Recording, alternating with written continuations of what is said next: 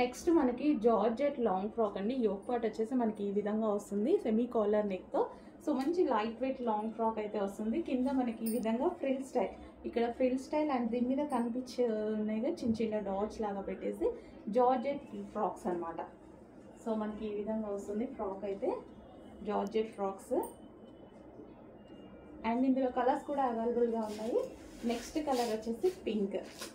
So ఇది మనకి pink కలర్లో వస్తుంది. Pink colour georgette frocks.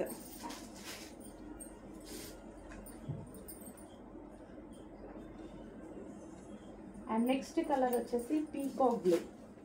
So peacock blue.